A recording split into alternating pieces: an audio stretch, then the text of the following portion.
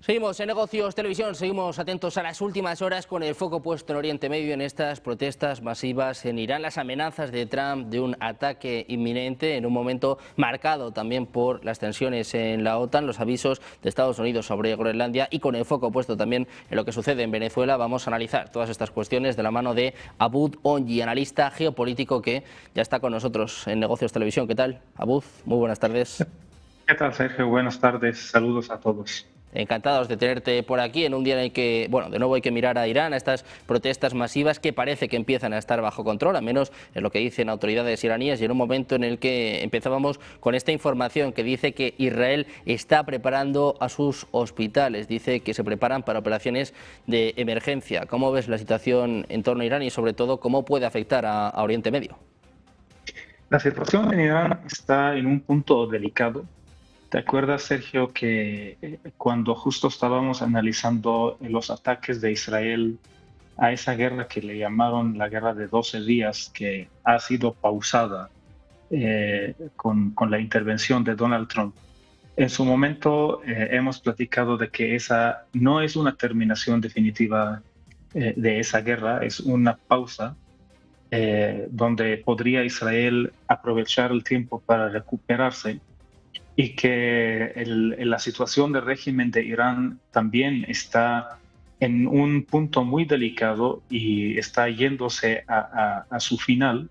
La final del régimen de Irán no necesariamente significa la caída de todos los líderes, incluyendo el líder de la Revolución Islámica de Irán, o la caída del concepto de la República Islámica de Irán. No necesariamente que sea ese es el objetivo de los Estados Unidos y de Israel. Sin embargo, un cambio en la infraestructura del régimen, eso lo veo mucho más probable. No descarto tampoco el tema de la caída completa del régimen, así como ha sucedido en casos como Saddam Hussein en Irak en el año 2003-2004, la caída del régimen sirio también. Sin embargo, creo que Trump ha demostrado hasta el momento que él prefiere las estrategias maquilladas, es decir, en el lugar de tirar el régimen de Venezuela completamente, optó por la opción de atacar o más bien de extraer el poder simbólico de Venezuela representado con Nicolás Maduro. El régimen sigue existiendo, sin embargo, con diferentes condiciones, con una forma diferente de trabajar con los Estados Unidos de América. Todo dependerá de qué, dependerá de cómo reacciona el régimen de Irán ante la situación. Y eso no es algo novedoso. Si nosotros hemos analizado diferentes casos de la geopolítica, si no queremos irnos muy lejos desde el año 2000, podemos ver que específicamente en el Medio Oriente, los líderes o los regímenes que llegan a gobernar, en un punto inicial todos han sido apoyados por los Estados Unidos de América. Y eso no es una sorpresa, es decir, si nosotros vemos el caso de Saddam Hussein, fue impulsado por los Estados Unidos de América. El caso del mismo Assad al principio también fue impulsado y apoyado por los Estados Unidos de América. El caso del mismo régimen de Cuba, a pesar de todas las críticas hoy en día de Cuba, está muy claro que la campaña comunista de Fidel Castro empezó en los Estados Unidos de América. No lo digo yo, eso cualquier persona que nos está escuchando puede hacer una investigación muy simple en los motores de búsqueda en Internet y puede ver cómo Fidel Castro ha iniciado sus conferencias, ha empezado a recaudar financiamiento en los Estados Unidos antes de moverse a México y después antes de irse a Cuba. Entonces, los Estados Unidos apoya líderes, pero bajo ciertas condiciones. Cuando esos líderes empiezan a arriesgar el apoyo de los Estados Unidos, al final pues se mete a través de forma directa o a través de otros actores, como es el caso de Israel, para generar cambio en el mapa geopolítico. En el caso de Irán, el apoyo de Estados Unidos ha sido fundamental en los años 60, cuando el primer reactor nuclear antes de la llegada de la Revolución Islámica, evidentemente, ha sido instalado por este apoyo de los Estados Unidos de América, quien en ese momento impulsó el programa nuclear de Irán. Evidentemente, la llegada del régimen actual y la construcción de lo que es la República Islámica, pues generó hasta cierto grado un tipo de disgusto con el paso del tiempo, con el paso del tiempo. Ojo ahí, porque está también el apoyo occidental al régimen de Irán. Estaba muy claro al principio. Las fotos del líder de la revolución islámica de Irán, Khamenei, en ese entonces bajando de un avión francés a su llegada a Irán con la caída del Shah de Irán, evidentemente había un apoyo occidental casi incondicional al régimen de Irán. ¿Qué es lo que sucedió? Bueno, lo que sucedió es que Irán ha podido desarrollarse probablemente más de lo que esperaba Estados Unidos y más lo que esperaba la Unión Europea, generando un tipo de peligro para la existencia de diferentes actores en la zona, específicamente Israel.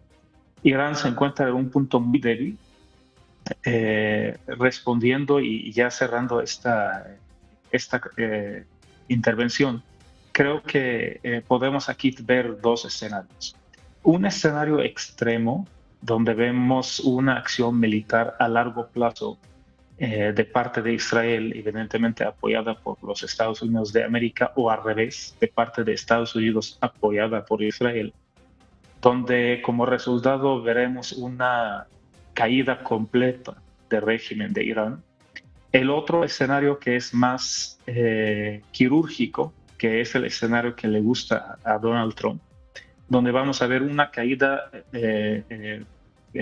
parcial del régimen. Es decir, el régimen va a seguir existiendo como República Islámica de Irán, pero con condiciones diferentes, con una forma diferente de negociar todos los puntos claves en la geopolítica y los recursos energéticos con los Estados Unidos y con el mundo occidental en general. Entonces, todo, como dije, todo depende de cómo va a reaccionar el régimen de Irán ante las protestas, que sabemos que las protestas, aunque son del pueblo iraní, pero pues tienen cierto apoyo, aunque sea emocional o económico, de parte del mundo occidental. ¿Cómo reaccionaría el gobierno de Irán? De eso depende realmente cómo van a escalar las cosas, pero creo que también no es algo a largo plazo. Es decir, lo que va a suceder, sea lo que sea, va a suceder pronto, y el cambio también llegará pronto a Irán. Bueno, pues atentos a lo que pase con Irán. Se están hablando y mucho en las últimas horas de las opciones que tiene Trump encima de la mesa. Se dice que mañana va a tener una reunión clave con Pete Hegseth, con Marco Rubio. Después de 2 semanas de protestas, Abud, ¿en qué punto está el régimen de los ayatolás y, sobre todo, cómo le puede afectar realmente un ataque de Estados Unidos, ya sea cibernético o, bueno, más incluso si fuera un ataque militar? No creo que aguante un ataque más de la escala que tuvieron la vez pasada, porque a pesar de todos los intentos del régimen iraní, de Ayatollah, de decir, bueno, el ataque no provocó casi daños, evidentemente había hasta cierto grado un acuerdo con Estados Unidos. Suena, como he dicho en diferentes ocasiones, muy raro decir que los que aparecen como enemigos mediáticamente no necesariamente lo son. Es decir, el ataque de Estados Unidos a las bases nucleares de Irán, que evidentemente estaban vacíos en su momento, y estaban vacíos porque Estados Unidos avisó que iba a atacar, porque sería una locura que Estados Unidos atacara bases donde hay material nuclear radioactivo. Sería un desastre en la región. Entonces, el hecho de decir, bueno, ¿cómo vaciaron ese material y por qué supo Estados Unidos que ya no hay material y realizó un ataque? Es porque hay cierto tipo de acuerdos o cierto tipo de información demasiado confidencial que se está compartiendo entre ambos lados. Creo que tenemos que tener una visión un poco más pragmática, alejando evidentemente las emociones y el sentimentalismo a un lado. Realmente un cambio en el mapa geopolítico en cualquier región significa una activación de una vida económica que ha sido pausada por mucho tiempo. Es decir, el hecho de hacer un cambio, aunque sea un cambio simbólico, a través de un ataque militar o a través de un golpe de Estado o a través de una revolución o lo que aparezca como una revolución interna, lo que hace realmente es mover la economía de una región importante que es Irán. Sabemos que Irán pues controla un gran porcentaje del gas natural que se produce en todo el Golfo Pérsico, lo controla a través de todos los puentes marítimos que están bajo el control geográfico de Irán. Y eso significa mucho poder en términos económicos y en términos energéticos. Hoy en día la situación en los Estados Unidos requiere un acomodo diferente del mundo y ese acomodo va en beneficio a la situación económica de Estados Unidos y incluyendo la situación energética. Lo mismo sucedió en Venezuela, el tema de Rusia-Ucrania también, el factor energético no se puede descartar. Entonces, Estados Unidos y Donald Trump, evidentemente, lo que quieren es tener más control sobre corrientes energéticos en el mundo, porque eso se traduce en un beneficio económico fuerte. Simplemente si nosotros decimos, bueno, ¿qué es lo que va a hacer con el petróleo de Venezuela? No necesariamente lo que muchas personas piensan de que va a robar, entre paréntesis, el petróleo de Venezuela. Simplemente si la venta y la distribución del petróleo venezolano se hace con la bendición de Estados Unidos y en dólares, eso representa un beneficio económico fuerte. Lo mismo podría suceder con el tema de Irán. Es decir, tenemos que, cuando dije tener una visión pragmática, me refiero a dejar de pensar en que las ideologías políticas son los que están gobernando la situación. Las ideologías políticas sirven para un mapeo económico global. Entonces, cuando nosotros necesitamos revivir la economía en cierta región o revivir la economía de potencias mundiales, pues una de las formas más fáciles son los conflictos militares, revivir la industria militar o incluso todo lo que tiene que ver o entra o encaja bajo el título de la reconstrucción. Con la caída del régimen sirio, pues muchos capitales ahorita se están inyectando allá bajo ese título, la reconstrucción de Siria. Lo mismo podría suceder en Irán, así como pasó en Irak. La pregunta aquí es, ¿habrá estabilidad? Ese es un punto clave, porque los casos que Estados Unidos ha metido su cuchara, se ha demostrado que no se establecieron. Es decir, todos los pretextos que se utilizaron para quitar a Saddam Hussein, Irak hoy en día, 23 años después, no tiene la estabilidad que tenía en su momento. No estoy hablando del nivel económico. Evidentemente había muchos limitantes en tiempos de Saddam Hussein, pero no hay estabilidad, es decir, el país está dividido. Lo mismo sucede en Siria, lo mismo sucedió o sucede en Libia después de Al-Qaddafi. Entonces, la estabilidad es algo, la situación económica es otra cosa. La situación económica sí se va a mejorar porque el pueblo iraní ya está sufriendo después de muchos años de una administración enfocada al campo militar y la vida económica de la gente está decaída. Entonces sí va a haber esa mejoría, pero no es la mejoría de decir, bueno, estamos ante un país ya completamente democrático. Y digo que eso porque ahorita el actor que aparece más en los medios de comunicación y en las redes sociales es el hijo del Shah de Irán. Entonces, ¿habrá esa posibilidad de que realmente si cae el régimen completamente regresara el Shah de Irán? No sé, de todo depende de la reacción de la gente. El pueblo de Irán tiene mucha reacción contra ese gobierno religioso que ha gobernado desde 1979 y la República Islámica. como una reacción, un tipo de castigo podría ser ir al otro extremo y otra vez volver a ver al Shah de Irán ahí. Creo que no podemos adivinar realmente lo que va a suceder. Todo dependerá de acciones muy concisas que va a tomar el gobierno de Irán en los próximos días. Creo que a través de esos espacios de análisis y siempre teniendo la mirada fija a estos actores, yo creo que más adelante podremos saber o podremos tener una visión un poco más clara de qué es lo que podría suceder efectivamente en Irán, Sergio.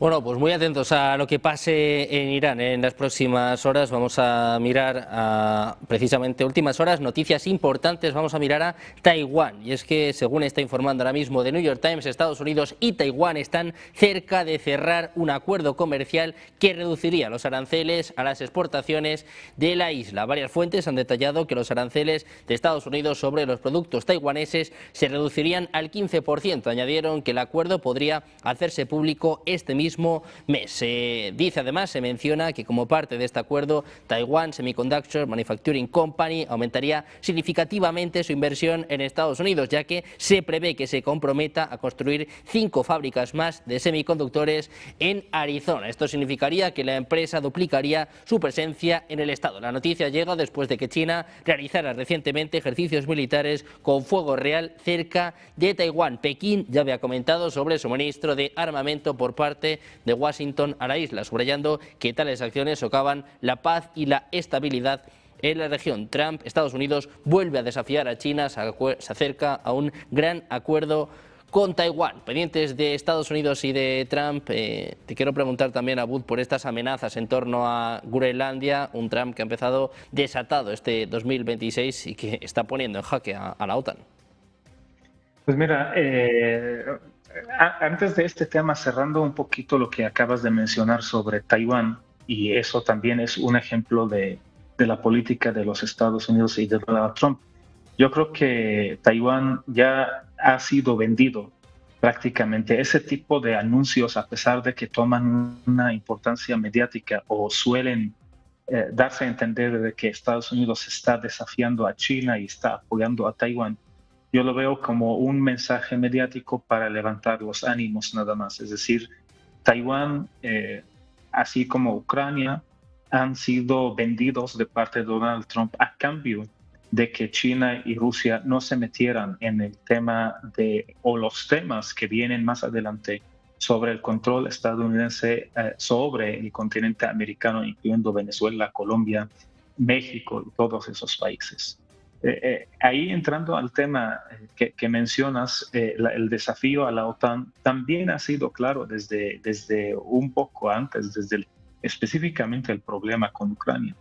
Es decir, Donald Trump desde su llegada a la Casa Blanca ha marcado sus límites y ha dicho a la OTAN que yo no voy a ser prácticamente el patrocinador de todos sus conflictos militares sin ver un beneficio real.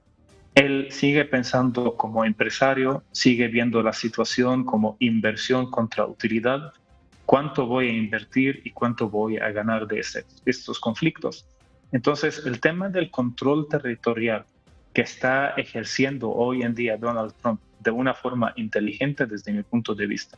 Es decir, en el lugar de hacer una invasión como hizo George Bush en Irak, no, simplemente pacta con el gobierno venezolano, hace un teatro mediático extrayendo prácticamente a Maduro, siendo Maduro el poder simbólico del régimen, pero pues deja a todos los demás. De hecho, fue una sorpresa para muchos venezolanos que conozco el decir, bueno, ¿por qué dejaron a los demás? Es decir, ¿cuál es el objetivo de quitar a Maduro si sabemos que los que manejan el gobierno con corrupción siguen existiendo? Pues siguen existiendo porque no quiere que le cueste mucho dinero Trump. Es decir, llevo al poder simbólico, veo cómo reaccionan, si me conviene cómo ellos reaccionan, si me ofrecen sus reverencias, si me dan lo que yo quisiera, pues que sigan ahí. Porque al final de cuentas no es la importancia, lamentablemente, el pueblo venezolano. Lo que importa ahí es la energía y es la posición geopolítica que quiere tener Trump sobre todo el continente americano. Entonces, lo mismo se encaja exactamente en el caso de Groenlandia, porque ahí vemos todos esos intereses económicos energéticos muy presentes en el discurso de Donald Trump. Y hay que tener claro que, a diferencia de los políticos que han ocupado el cargo de presidente de los Estados Unidos, Trump no es político. Es decir, él dice lo que piensa, él ejecuta sus planes así desde el punto de vista económico empresarial, como si fuera una organización gigante, los Estados Unidos, buscando sus utilidades. Y él dice lo que piensa y claramente dice: yo voy por el petróleo. O sea, no tiene por qué mentir, y el mundo no le puede hacer nada porque está actuando de una forma donde los líderes de diferentes países aún no se acostumbran a su forma de trabajar. Es decir, no entienden qué es lo que está sucediendo. ¿Cómo puede ser que tú entras a un país y sacas su presidente, independientemente si estás de acuerdo con él o no? Para muchos es el presidente de Venezuela. Entonces, lo sacas de ahí pactando prácticamente con todos los demás. Lo mismo podría suceder con la OTAN. ¿Te acuerdas, Sergio, que en diferentes ocasiones decimos que la OTAN está entre la espada y la pared, porque con la llegada de Trump a la Casa Blanca perdió ese apoyo, ese patrocinador incondicional que tenían en la figura de Biden y los anteriores, y llega alguien que los condiciona y prácticamente rompe ese acuerdo de un apoyo eterno con la OTAN. Es decir, ve a la OTAN como un actor más. Si ese actor me conviene sus acciones y gano, entonces adelante. Si no, no tiene problema de sacrificarlo. Y eso es lo que sucede también con la Unión Europea. Es decir, la política de los gobiernos actuales en Europa, que han construido todas sus acciones durante años pasados en Estados Unidos y en los intereses de Estados Unidos, se encuentran con un gobierno estadounidense que no tiene ningún o la mínima preocupación de sacrificarlos a cambio de sus beneficios. Y eso es lo real. Es decir, la realidad es que Trump sacrificó Ucrania a cambio de que Rusia dejara de apoyar a Venezuela, y prácticamente él podría tener todo el poder sobre el petróleo venezolano. Entonces, lo mismo podría suceder con los temas que estamos viendo con la OTAN. Creo que quien podría cambiar eso son los líderes de los países miembros de la OTAN. Es decir, que ya se pongan a trabajar de una forma diferente, que realmente puedan ver por los intereses de sus pueblos, uno, y dos, que vean a Trump igual, no que es el patrocinador incondicional, sino un actor muy fuerte en el mapa geopolítico, pero es un actor más. Si yo siento que lo voy a perder, debería de buscar otros actores que puedan reemplazar su peso. Si Trump ve que la OTAN ya empieza a trabajar de una forma independiente, podría él cambiar sus políticas, pero mientras él siente que ellos siguen corriendo detrás de él, va a seguir tratándolos de esta forma y va a seguir tomando acciones que van a tener su impacto económico negativo a la OTAN y la Unión Europea, y positivo también para los Estados Unidos. Bueno, pues muy pendientes de Estados Unidos y de lo que pase en la OTAN, de si se cumplen o no estas amenazas sobre Groenlandia. Abuz, muchísimas gracias por estar con nosotros. Un placer contar con tu análisis. Encantado, como siempre.